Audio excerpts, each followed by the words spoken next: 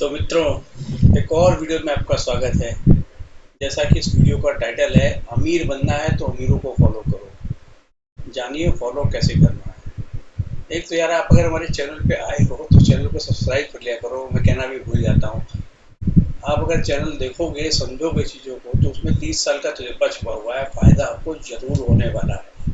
फिर चलिए टॉपिक पे वापस। तो भी अमीर कौन है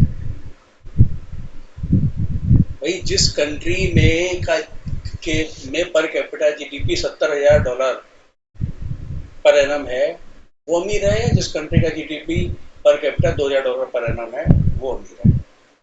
ऑब्वियसली यार, 70,000 वाला अमीर होगा। तो जो 70,000 वाला है, जब उस कंट्री का पैसा हिंदुस्तान में आता है, 2,000 वाले कंट्री में आता है, तो वो अमीरों का पैसा होता है। यानी कि एफआईआई का, फॉरेन इंस्टीट्यूशनल इन्वेस्टर का, या फॉरेन पोर्टफोलियो इन्वेस्टर्स का जब पैसा आता है, तो वो बेइंतहा पैसा आता है। देखो, पहली बात, हमारे जो डोमेस्टिक इंस्टीट्यूशनल इन्वेस्टर है, वो कंजर्वेटिव माइंड से खरीदते हैं हमेशा। और अगर सिर्फ वही खरीद रहे होते ना, तो हमारा निफ्टी 16 साढ़े 16,000 पे भी महंगा लगना शुरू हो जाता है। लेकिन जब एफ आते हैं ना, तो फिर अनलिमिटेड इसके अंदर ग्रोथ आती है। अब ग्रोथ आती है, आपको दिखी भी है पिछले कुछ दिनों में। तो ये तो हमने बात की बेसिक। अब आगे की बात करते हैं। आगे की बात कुछ इस तरीके से होगी कि एफआईआई ने जून 2023 में माल कहाँ कहाँ खरीदा। हमें ये पता लगे कि भाई कहाँ खरीद रहे हैं, तो उनको फॉलो करेंगे। तो देखिए, फाइनेंशियल सेक्टर में उन्होंने खरीदा, जो टोटल सामान उन्होंने खरीदा, उसकी वैल्यू थी कितनी? इसका टोटल लगा लें अगर, तो ये थी 45,000 करोड़। उस 45,000 करोड़ में से मेन जो उन्होंने माल खरीदा, 19,000 रुपए उनका पसंदीदा है। पहला तो फाइनेंशियल सेक्टर, फाइनेंशियल सर्विसेज में मतलब सभी तरीके के आ गए, बैंक्स आ गए, एनबीएफसी आ गए, और इंश्योरेंस कंपनी आ गई, सब आ गई इसके अंदर। तो अब हमको ये देखना है कि 19,000 करोड़ रुपए का जो ये सामान इन्होंने खरीदा, ये आखिर खरीदा कहाँ? इम्पोर्टेंट है ना जानना। तो अब इसके लिए देखते हैं। अब इसको हम फाइनेंशियल सेक्टर के ये सारे शेयर्स हैं जहाँ जहाँ जून के महीने में, मतलब कि जून की सीरीज में ग्रोथ आई है। तो देखिए, इसमें आईसीआईसीआई प्रू में 30% की ग्रोथ आ गई। यहाँ इन्होंने मोटा माल खरीदा, क्योंकि अगर हम खरीदते, डोमेस्टिक खरीदते, तो फिर पहले ही खरीद लेते ना। अब क्यों खरीदते? आरईसीपीएफसी में देखिए 25 से 27% का उछाल आया। पीरामल इंटरप्राइजेज में 23% का आया। आईसीआईसीआई की दूसरी जनरल इंश्योरेंस कंपनी में 23% का आया। एलएनटी फाइनेंस एंड होल्डिंग में आया 20% का। आरबीएल बैंक में 20% का। MFSL again insurance company 18%। AB capital, NBFC 18%।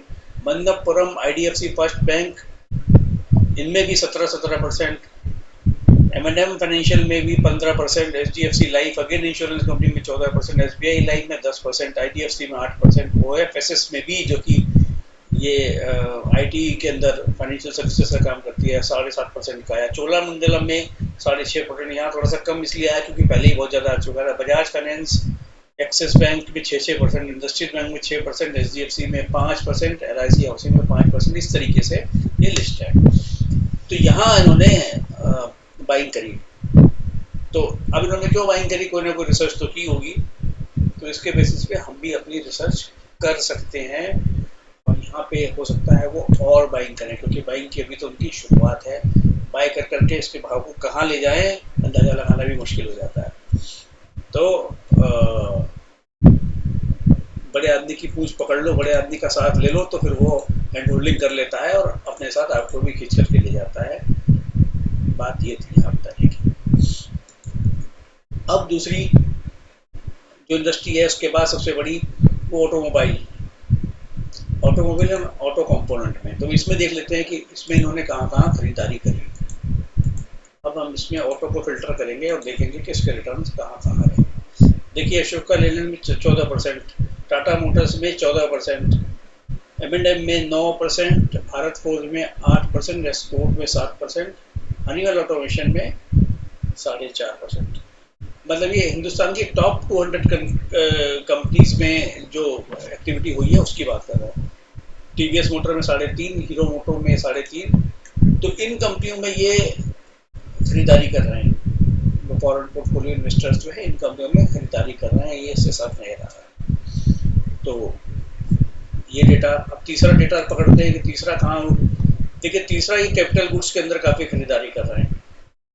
अब कैपिटल गुड्स के अंदर हालांकि कई जगह ऐसा लगता है कि वैल्यूएशन बहुत स्ट्रेच हो चुका है, लेकिन अब ये तो खरीदारी कर रहे हैं। इनको क्या दिख रहा है वो चीज़ इनके नज़रिए से देखनी पड़ेगी, इनकी रिपोर्ट्स को पढ़ना पड़ेगा सब चीज़ों को समझने के लिए, तब जा करके कंक्लूजन पे पहुंच पाए। देखिए कमिंस इंडिया में 16% एबीबी में, एबीबी जबकि पहले से ही काफ़ी बढ़ा हुआ है, तो इसमें फिर भी 11.5% उछाल दिया इन्होंने। बेल में 10%, एलएनटी में आपका 10%, सीमेंस में 8%, और भेल के अंदर भी 3.5% की खरीदारी उन्होंने की है। तो इसका मतलब कैपिटल गुड्स भी इनको अच्छा लग रहा है। तो कैपिटल जो टॉप पिक है ये तीन ही है, केविंस, एबीबी और बेल, इसके अंदर ये खरीदारी कर रहे हैं। और देख लेते हैं इसके अलावा consumer durable and consumer durable services के अंदर ये इन्होंने क्या काम किया है, इसको भी देख लेते हैं। तो यहाँ पे करीब करीब इन्होंने 6,000 करोड़ की खरीदारी करी है। तो ये खरीदारी इन्होंने कहाँ करी है, इसको भी एक बार देख लेते हैं।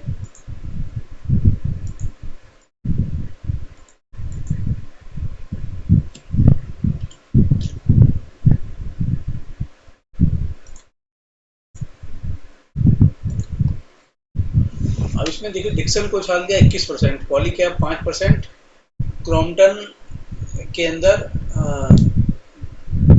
4.5%, और हेवल्स के अंदर तो कुछ खास खरीदारी नहीं की इस महीने में इन्होंने। हालांकि वोल्टास नेगेटिव रहा, लेकिन इसमें इसके अंदर लगता है कि इन्होंने कुछ कंज्यूमर एफएमसीजी भी शामिल होगा शायद, उसमें देख लेते हैं एफएमसीजी में क्या किया इन्होंने।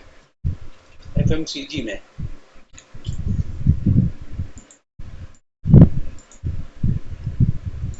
एफएमसीजी में देखिए इन्होंने ट्रेंट 16% की खरीदारी का जंप आया, इसके अंदर टाइटन में 12% का आया, टाटा कंज्यूमर में 10% का आया, ब्रिटानिया में भी करीब 10% का आया, मैकडॉवेल में 8.5% का आया, टावर में 8% का आया, एबीएफआरएल में 7% का आ गया। लेकिन इसमें आप देखिए आईटीसी के अंदर, जो कि आईटीसी काफ़ी चला हुआ था, इसमें इन्होंने कोई खास खरीदारी अभी की नहीं है, हो सकता है आगे करें, क्योंकि आईटीसी का इंडेक्स का भी हैवी वेट है, तो थोड़ा मैनेजमेंट के लिए उसी हिसाब से यूज़ करना पड़ता है उसको। तो वो बाटा इंडिया में भी 6.5% का आया, यूबीएल में 4% का आया।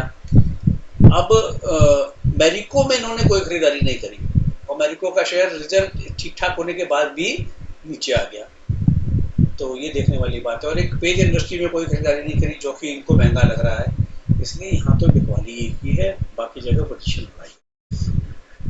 अगला सेक्टर पकड़ते हैं। अगला सेक्टर है construction reality and construction material का।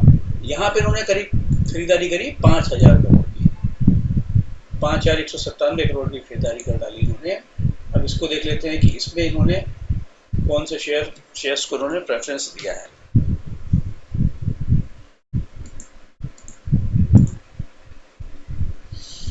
Godrej property, India cement, JK cement, Astral, Dalmia Bharat, UltraTech cement, Ramco cement, Oberoi realty, इन शेयरों के अंदर इन्होंने मेनली अपनी पोजीशंस बढ़ाई है, खरीदारी की है, क्योंकि इन्हीं के भाव ज़्यादा बढ़े हैं। तो इससे क्या, अभी सारे डेटा की तो चर्चा करना पॉसिबल नहीं होगा, इसलिए मेन सेक्टर्स को हमने कवर कर लिया इसके अंदर। लेकिन इसमें जस्ट नज़र एक बार डालेंगे कि कहाँ वो खरीदारी नहीं कर रहे हैं। तो देखिए केमिकल सेक्टर में ये खरीदारी नहीं कर रहे हैं, बेच दिया इन्होंने। मीडिया एंटरटेनमेंट में भी खरीदारी नहीं कर रहे हैं, यहाँ भी बेच दिया इन्होंने।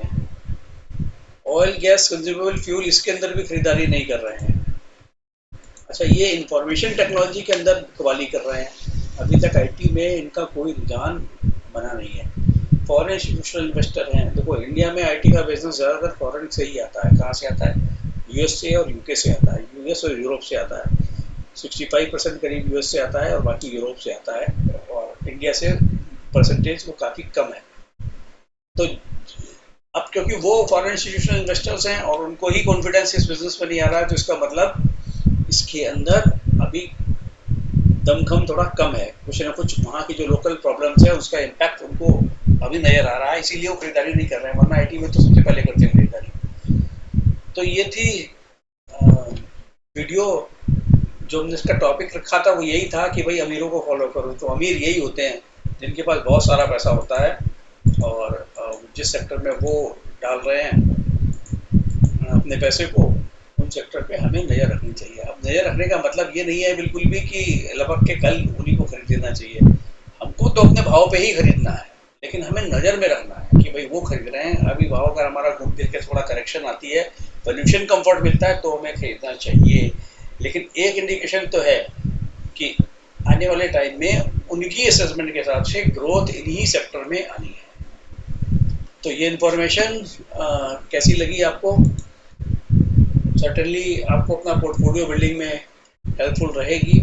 आप वीडियो को लाइक कर सकते हैं, चैनल को सब्सक्राइब कर सकते हैं और औरों के साथ शेयर भी कर सकते हैं।